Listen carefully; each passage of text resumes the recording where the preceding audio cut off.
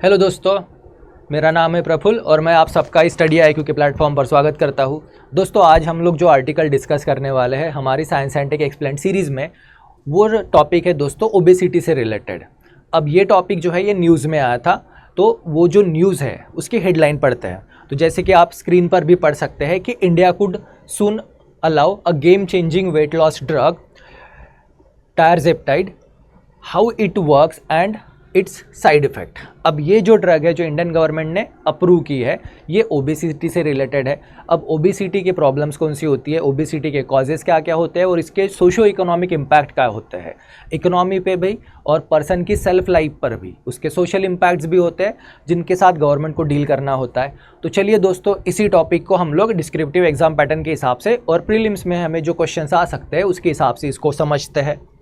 तो दोस्तों, इस टॉपिक पर हमें जो क्वेश्चंस आ सकते हैं डिस्क्रिप्टिव टाइप में, तो उसमें से कुछ सर्टन सैम्पल क्वेश्चंस मैं आपके लिए लेके आया हूँ कि हमें इस टॉपिक पर किस तरह के क्वेश्चंस पूछे जा सकते हैं। तो क्वेश्चन है दोस्तों, explain the factor contributing to growing prevalence of obesity in India, discuss the health consequences associated with obesity, suggest a multi prong strategy for preventing and managing obesity at individual and societal level. इस तरह के कुछ problems, कुछ questions हमें descriptive के हिसाब से पूछे जा सकते हैं। तो दोस्तों, इस सारे क्वेश्चंस का आंसर लिखने के लिए हमें एक कंसेप्ट पता होनी चाहिए। तो बेसिकली ओबेसिटी होती क्या है? तो दोस्तों, ओबेसिटी जो होती है, ओबेसिटी को हम लोग कैलकुलेट जो करते हैं वो BMI के हिसाब से करते हैं। पर इसका सिंपल डेफिनेशन ये होता है कि जब आपकी बॉडी बहुत ज़्यादा एनर्जी जो है वो फैट के फॉर्म में आपके बॉडी में स्टोर करना शुरू कर देती है। अब ये फैट के फॉर्म में बॉडी बहुत ज़्यादा एनर्जी कब स्टोर करेगी? जब आपकी जो फिज़िकल रिक्वायरमेंट है, जितनी डेली कैलोरीज़ की आपको रिक्वायरमेंट होती है, उससे ज़्यादा अगर आप कैलोरीज़ का इंटेक डेली करते हो, तो जो एक्सेस ऑफ फूड जो है वो बॉडी फैट के फॉर्म में स्टोर करके रखती है, जिसके वजह से पर्सन जो है वो ओबेस होता है, मोटा होता है। अब ओबेसिटी के जो प्रॉब्लम्स है, ओबेसिटी से जो प्रॉब्लम्स होते हैं वो दोस्तों फिज़िकल भी होते हैं और मेंटल बीइंग पर भी आते हैं। फिज़िकल के साथ साथ ये मेंटल हेल्थ प्रॉब्लम्स भी क्रिएट करते हैं, तो उसे हम याद रखेंगे और ये हमारी रिस्क भी बढ़ा देती है हेल्थ रिलेटेड प्रॉब्लम्स की। अब ओबेसिटी का स्टैंडर्ड क्या है, हम लोग किस पर्सन को ओबेस बोलते हैं? तो उसके लिए दोस्तों WHO जो स्टैंडर्ड जो यूज़ करता है वो है BMI वैल्यू। अब BMI क्या होता है? BMI यानी बॉडी मास इंडेक्स, और BMI का फॉर्मूला होता है दोस्तों kg divide by metre square, यानी उस पर्सन का जो एक वेट जो है kg के फॉर्म में, उसे हम लोग उसकी जो हाइट है जिसे हम लोग मीटर में लेते हैं उसके स्क्वायर से डिवाइड करते हैं और उससे उस पर्सन की BMI वैल्यू निकाली जाती है। अब BMI के जो स्टैंडर्ड्स आते हैं उसके हिसाब से अगर हम लोग बात करें ना दोस्तों, तो 18.5 टू 24.9 तक की अगर आपकी BMI वैल्यू आती है तो नॉर्मल वेट है, नॉर्मल पर्सन है। अगर 18.5 से बिलो अगर BMI वैल्यू आती है, इसका मतलब है कि वो पर्सन जो है वो अंडर वेट है। पर वही अगर BMI वैल्यू आपकी 25 से लेके 29.9 तक के आती है तो उसे ओवरवेट बोला जाता है। पर अगर BMI वैल्यू 30 से 34.9 के बीच में है तो उसे हम लोग ओबेस बोलते हैं, और अगर 35 से भी ज़्यादा है तो वो तो एकदम एक्सट्रीमली ओबेस बोला जाता है। तो WHO के स्टैंडर्ड के हिसाब से अगर BMI वैल्यू 30 या उससे ज़्यादा है तो उसे ओबेस बोला जाता है। अब ये स्टैंडर्ड डेफिनेशन है ओबेसिटी की। अब ये ओबेसिटी के रिलेटेड जो गवर्नमेंट के पास जो डेटा आया है उसको थोड़ा सा समझते हैं। तो जैसा कि आप जानते हैं कि हमारा नेशनल फैमिली हेल्थ सर्वे है जिसकी 5th रिपोर्ट जो है जो 2019-20 के लिए अभी पब्लिश हुई है, और इसके पहले का डेटा था नेशनल फैमिली हेल्थ सर्वे का 4th राउंड जो हुआ था उसका डेटा है 2015-16 का। तो इस डेटा को थोड़ा एनालाइज करते हैं और ये हम लोग जो इंडिया टुडे ग्रुप की जो न्यूज़ है उनके एनालिसिस से इस डेटा को समझते हैं रिगार्डिंग ओबेसिटी। तो देखिए दोस्तों, इसमें क्या मिला, जो एज है 15 टू 19, उसमें नंबर जो ओबेस पर्सन का जो परसेंट जो था ना 4.2 था, जो 5th सर्वे में 5.4 हो गया। फिर एज ग्रुप जो 20 टू 29 का जो एज ग्रुप था उसमें नंबर जो था वो 14% था 4th राउंड में। 5th राउंड में हो गया वो 16.9, यानी अप्रॉक्सीमेटली 17% पॉपुलेशन है जो ओबेस है। उसके बाद एज ग्रुप जो है 30 टू 39, इसमें 32% 5th राउंड के हिसाब से ओबेस है, और एज ग्रुप जो है 40 टू 49 है, इसके हिसाब से नंबर ऑफ ओबेस पॉपुलेशन जो है वो हो गई है 36.9 मतलब 37%। अब ये जो डेटा है, इस डेटा को अगर हम लोग रूरल और अर्बन के हिसाब से अगर डिवाइड करते हैं ना, तो अर्बन एरिया में देखो दोस्तों 33% पॉपुलेशन ओबेस है, और रूरल एरिया की बात करें तो रूरल एरिया में 19.7% यानी अप्रॉक्सीमेटली 20% पॉपुलेशन ओबेस है।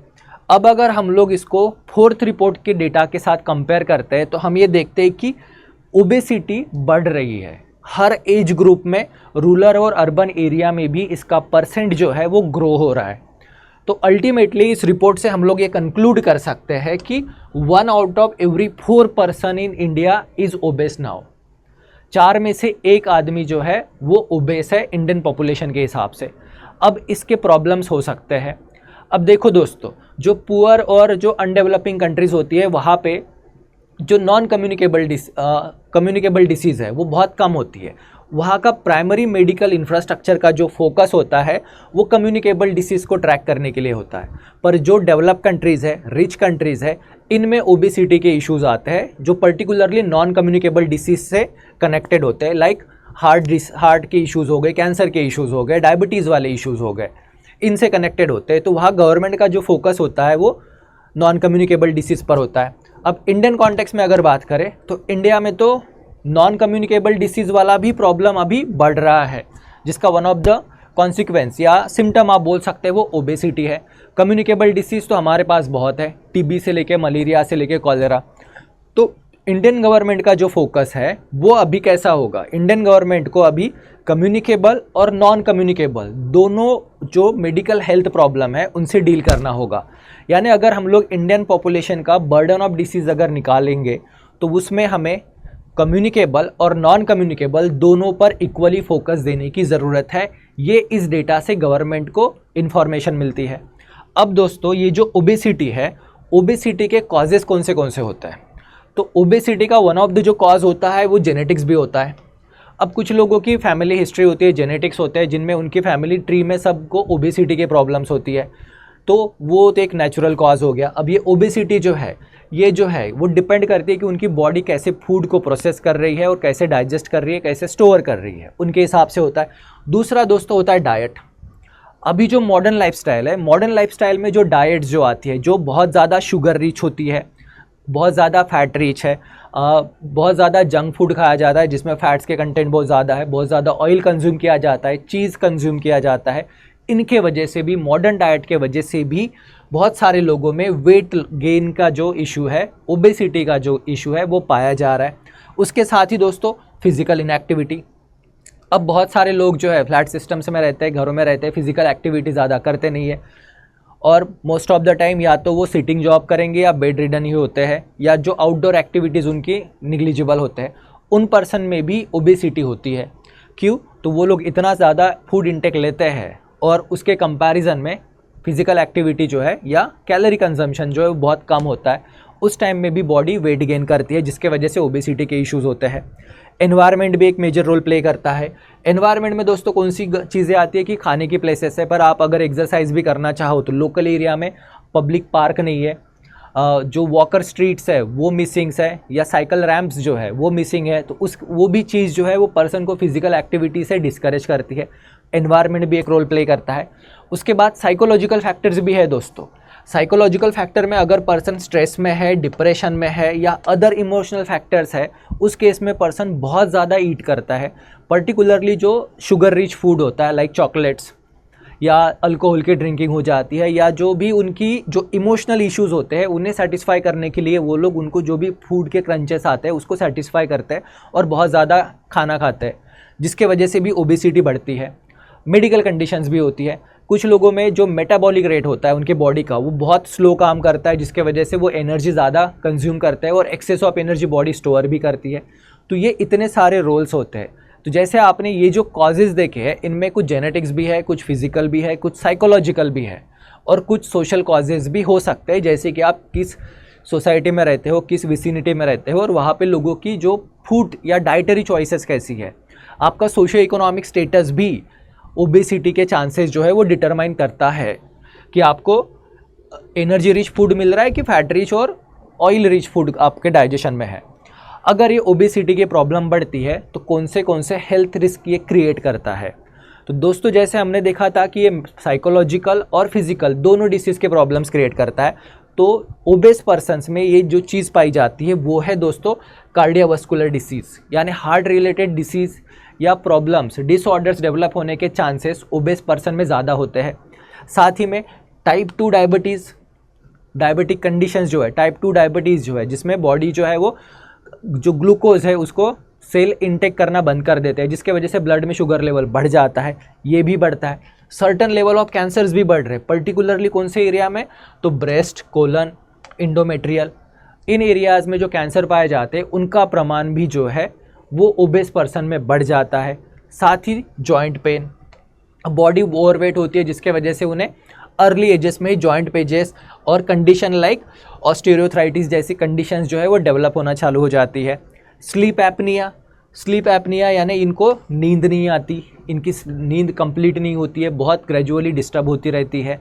उसके अलावा मेंटल हेल्थ इश्यूज़ भी क्रिएट होते हैं दोस्तों। मेंटल हेल्थ इशू किसके वजह से, सोशल स्टिग्मा, बॉडी शेमिंग, उनके वजह से भी एंजाइटी और डिप्रेशन जैसी चीज़ें जो है इन पर्सन में बढ़ती है। तो ओबेसिटी के ये इतने सारे कॉन्सिक्वेंसेस है।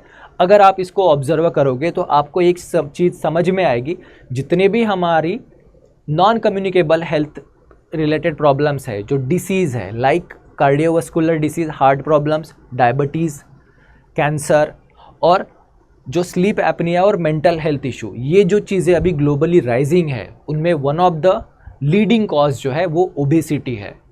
और ये इस पर अभी फ्यूचर में गवर्नमेंट जो है वो पॉलिसी फोकस कर रही है। हमारी जो हेल्थ पॉलिसी है उसमें इन सारी प्रॉब्लम्स पर भी एक फोकस रखा गया है और एक स्ट्रेटेजिक प्लान बना के उसे इम्प्लीमेंट करने की गवर्नमेंट की कोशिश है। अब दोस्तों इनके लिए प्रिवेंशन और मैनेजमेंट कैसे किया जा सकता है, तो सबसे पहला इसका सोल्यूशन जो आता है दोस्तों वो है हेल्थी ईटिंग। अब एक डाइटिंग भी बोलोगे आप, हेल्दी ईटिंग भी बोलोगे। हेल्दी ईटिंग में क्या आएगा, तो आप यहाँ पे आपके डाइट में फ्रूट्स, वेजिटेबल और जो लीन प्रोटीन्स है उनका इंटेक बढ़ाओगे और जो अनहेल्दी खाना है उसे आप कट करोगे। रेगुलर फिजिकल एक्सरसाइज दोस्तों, एटलीस्ट 150 मिनट की आपने एरोबिक एक्सरसाइज करनी चाहिए। बिहेवियरल चेंजेस में काउंसलिंग और लाइफस्टाइल चेंजेस में साइकोलॉजिकल फैक्टर्स को भी कैटर किया जाएगा, जिसके वजह से बहुत ज़्यादा ईटिंग होती है या आप बहुत ज़्यादा एनर्जी रिच या जंक फूड खाते हो साइकोलॉजिकल प्रॉब्लम्स के वजह से। और लाइफस्टाइल में आप चेंजेस कर सकते हो, जैसे कि आप फिजिकल एक्सरसाइज, मेडिटेशन, योगा अपनी लाइफस्टाइल में इंक्लूड कर सकते हो। मेडिकल इंटरवेंशन, जिस पर आज हमारा आर्टिकल आया था, जिसको हम लोग डिस्कस करने वाले थे कि मेडिकल इंटरवेंशंस भी है। उसमें से दोस्तों एक जो है वो आपने सुना होगा, वो है बैरिएट्रिक सर्जरी। बैरिएट्रिक सर्जरी में पर्सन सर्जरी करके अपने वेट को कम कर सकते हैं। उसके अलावा कुछ मेडिसिन्स भी है जो अभी मार्केट में अवेलेबल है, जिनसे आप वेट लॉस कर सकते हो। और दोस्तों कम्युनिटी प्रोग्राम, ये सारी जो चीज़ें हैं ये community help, family support, counselling और अंडरस्टैंडिंग के बिना कम नहीं हो सकती। क्योंकि आप जानते हो ओबेसिटी से रिलेटेड जो सोशल स्टिग्मा जो आता है, जो आइडियल पर्सन की जो बॉडी की जो डेफिनेशन है उसमें ये ओबेस पर्सन नहीं बैठते, तो ये most of the time stigma और बॉडी शेमिंग जैसे प्रॉब्लम्स को फेस करते हैं, जो इनको और डिप्रेस बनाती है और डिप्रेशन में आके ये लोग और ज़्यादा ओबेस होना शुरू हो जाते हैं। अब ये सारे इसके प्रिवेंटिव मेजर्स थे। अब इसका ग्लोबल और सोशल इम्पैक्ट क्या होता है, तो देखिए ग्लोबल और सोशल, और इसको इंडिया पे भी जो इम्पैक्ट होगा उसको भी देखेंगे। अब ये जो इम्पैक्ट है उसे हम लोग क्लासीफाई कर सकते हैं दोस्तों इकोनॉमिक कॉस्ट में, और इकोनॉमिक कॉस्ट और सोशल स्टिग्मा। अब सोशल स्टिग्मा में कौन सी चीज़ें आती है, तो सोशल स्टिग्मा के वजह से क्वालिटी ऑफ लाइफ पूरी तरह इम्पैक्ट होती है, जिसमें आपकी मेंटल हेल्थ भी आएगी, फिजिकल हेल्थ भी आएगी, आपकी सोशल लाइफ में आपके रिलेशनशिप भी आएंगे। ये सारी चीज़ों पर ओबेसिटी का इम्पैक्ट होता है। अब इकोनॉमिक वाली जो इसकी इम्पैक्ट है उसमें अगर बात करें तो एक जो है वो इंटेंजिबल, जिसे हम लोग इकोनॉमिकली कैलकुलेट ही नहीं कर सकते। इंटेंजिबल में पेन और सफरिंग आएगी। अब पेन और सफरिंग किसकी, पेशेंट की तो आएगी, प्लस फैमिली, कम्युनिटी और जो रिलेटिव्स है उन लोगों का भी पेन है, जिसे हम लोग कैलकुलेट नहीं कर सकते। अगर हम लोग कैलकुलेट करते हैं तो उसमें एक जो आएगा वो कंट्री वाइज भी अगर कैलकुलेट करते हो आप, तो वो है प्रोडक्टिविटी लॉस। अगर पर्सन ओबेस है तो वो जो वर्क फोर्स है उसमें उतना कंट्रीब्यूशन नहीं कर पाएगा, उतने ज़्यादा वर्किंग आवर ऐड नहीं कर पाएगा, इनकम उतना जनरेट नहीं कर पाएगा, और मोस्टली जो लीजर टाइम जो है उनका, वो लीजर टाइम का लॉस होता है। लीजर टाइम नहीं कर पाते, फिजिकल एक्टिविटीज़ नहीं, सोशल लाइफ में इन्वॉल्व नहीं हो पाते, जिसके वजह से केयर गिवर जो है, अब केयर गिवर हॉस्पिटल वाला खर्चा है, तो आपके हॉस्पिटल के मेडिकल एक्सपेंसेस बढ़ जाएंगे, पर जो हमारे अनपेड केयर गिवर्स है, जैसे कि हमारे फैमिली मेम्बर्स, वो भी एक इकोनॉमिक कॉस्ट में आते हैं, जिसे जनरली मेडिकल बिल में कैलकुलेट नहीं किया जा सकता। और इकोनॉमिक, आप तो जानते हो कि आज मेडिकल सर्विसेज कितनी महंगी है, तो मेडिकल कॉस्ट बढ़ जाती है। Cardiovascular disease, heart, diabetes, cancer, इनके वजह से भी इकोनॉमिक बर्डन भी आता है, प्लस प्रोडक्टिविटी भी लॉस होती है। उसके वजह से आपके जो इंश्योरेंस कवरेज जो है, इंश्योरेंस में आपको ज़्यादा पे करना पड़ता है, और सोशल सिक्योरिटी जो है, सोशल सिक्योरिटी के जितने भी स्कीम्स है उनका भी इम्पैक्ट होता है। तो social security, savings, non medical services, medical expenses, loss of productivity, loss of economic earning. अगर मेजॉरिटी पॉपुलेशन हमारी अगर ओबेस के साथ डील कर रही है, जो आज की डेट में 25% है, तो हमारी गवर्नमेंट या हमारी जो टोटल इकोनॉमी के जो मेडिकल एक्सपेंसेस है, हेल्थ रिलेटेड जो एक्सपेंडिचर है, वो बढ़ जाता है, जो अल्टीमेटली कहीं ना कहीं हमारी इकोनॉमिक ग्रोथ को भी हैम्पर करेगी, प्लस हमारी सोशल लाइफ, अपना हैप्पीनेस इंडेक्स और क्वालिटी ऑफ लाइफ जो हमारी पॉपुलेशन की है उसको वो इम्पैक्ट करेगी। तो दोस्तों ये सारे के सारे इसके सोशल, इकोनॉमिक और ये डोमेस्टिक इम्पैक्ट भी है, और ग्लोबल लेवल पे भी यही इम्पैक्ट आपको देखने को मिलता है due to problem of obesity. अब पॉलिसी इंटरवेंशन, इसके लिए गवर्नमेंट क्या क्या कर सकती है? तो दोस्तों ये पॉलिसी इंटरवेंशन को थोड़ा केयरफुली पढ़िएगा, ये ना करंट अफेयर में भी बहुत चल रहा है। जैसे कि गवर्नमेंट जो कर रही है वो फोकस ऑन फूड लेबलिंग। आपने रिसेंटली पढ़ा होगा, FSSAI ने मैंडेटरी किया है कि जितने भी फूड आते हैं, जो पैकेज फूड है, वहाँ पे कंपलसरीली सबको फैट्स, कार्बोहाइड्रेट, सॉल्ट कंटेंट लिखने होंगे, डिस्प्ले करने होंगे। जैसे अभी वेज और नॉन वेज को लेबल किया जाता है, वैसे ही ये सारे के सारे कंटेंट पहले भी दिखाए जाते थे, पर वो बहुत स्मॉल फॉन्ट में होते थे। अब इसका साइज़ इंक्रीज़ करने के लिए बोला है कि आप जो भी पैकेज फूड बेचोगे उसमें फैट, कार्बोहाइड्रेट, प्रोटीन का कितना % है वो आपको मेंशन करना होगा। ये पॉलिसी चेंज है। दूसरा दोस्तों, जो शुगरी ड्रिंक्स है, जो जंक फूड है, जो हेल्दी फैट्स कंटेंट फूड है, उनकी प्राइस गवर्नमेंट बढ़ा सकती है, ताकि अगर वो कॉस्टली हो जाए तो उसका इनटेक जो है उसको रिड्यूस किया जा सकता है। उसके कंजम्पशन को डिस्करेज कर सकते हैं हम लोग प्राइस बढ़ा के।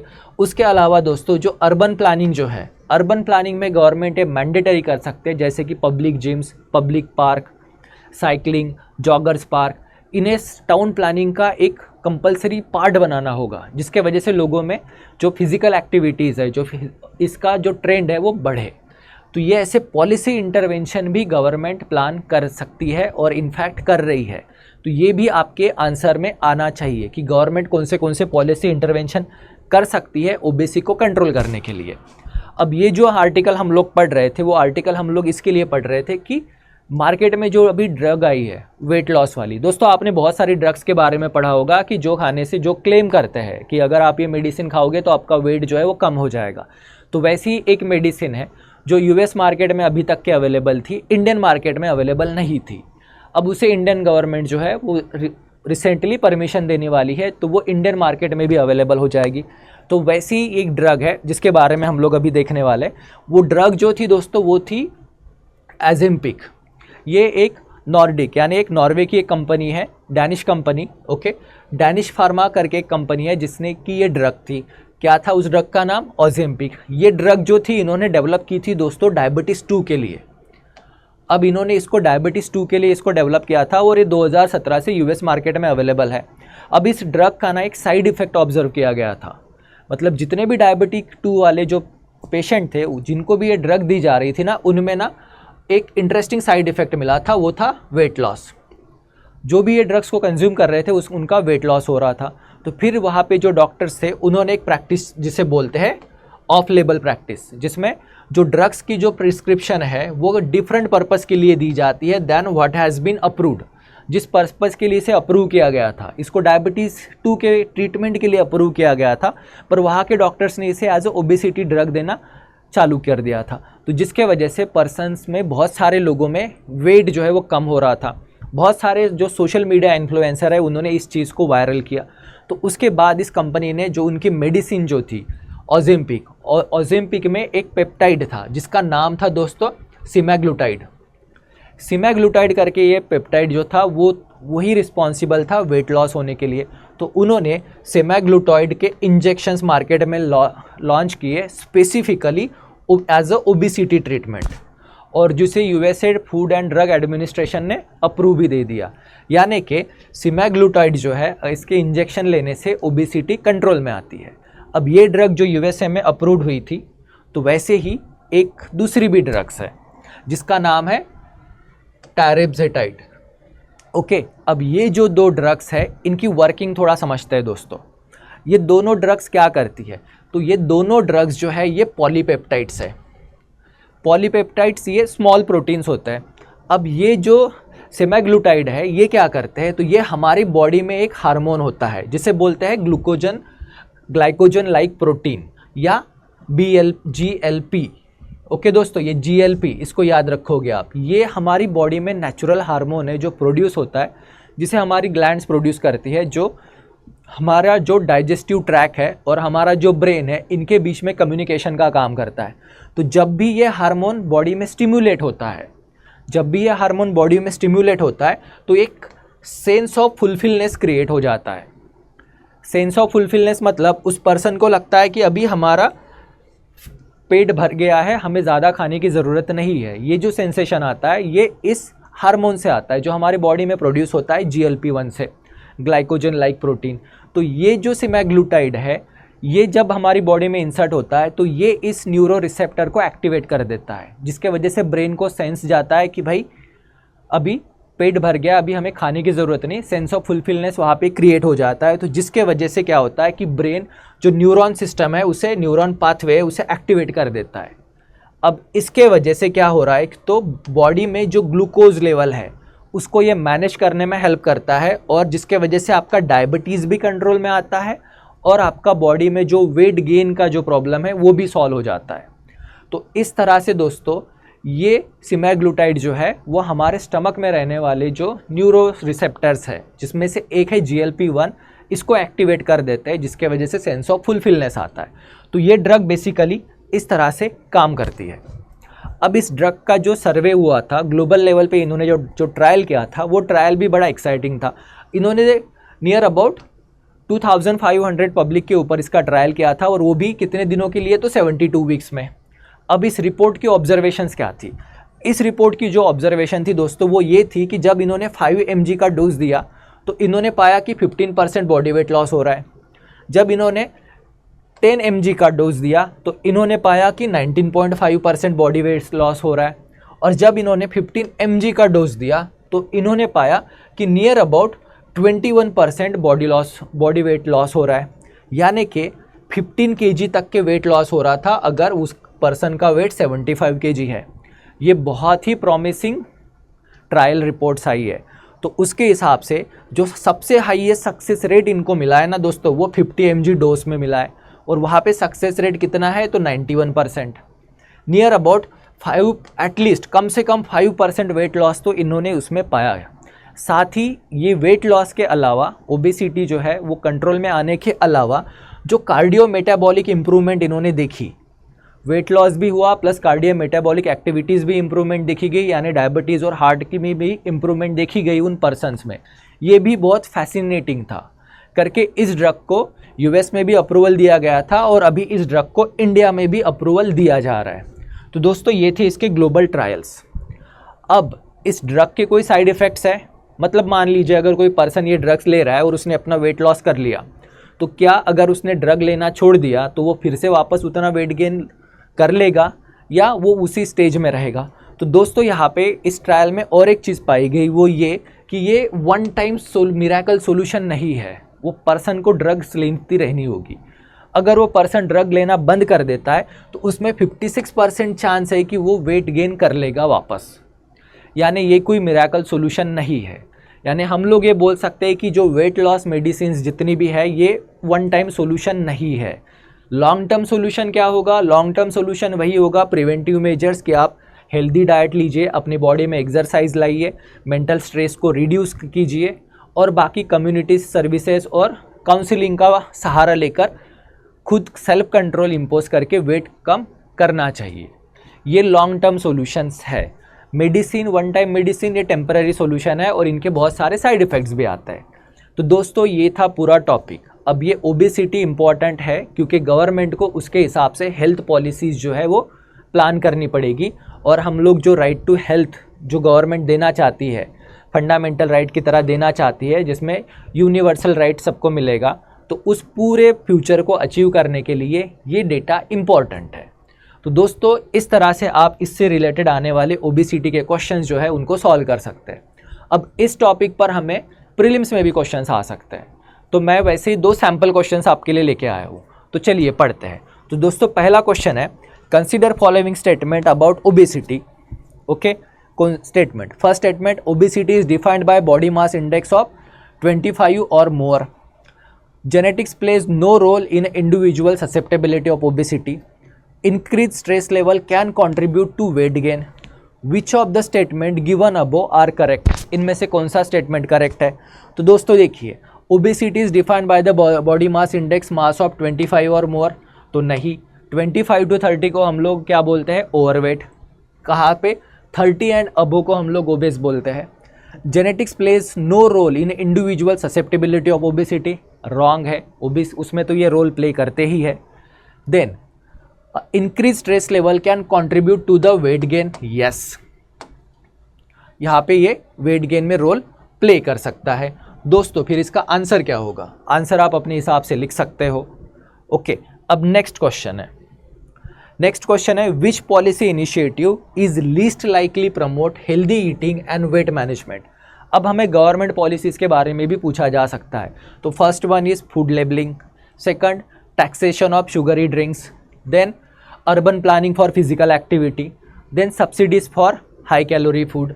अब इसका आंसर दोस्तों आप खुद लिख सकते हो। तो आज के इस वीडियो में इतना ही। Thank you. I hope you found this video very useful. See you soon guys. Thank you.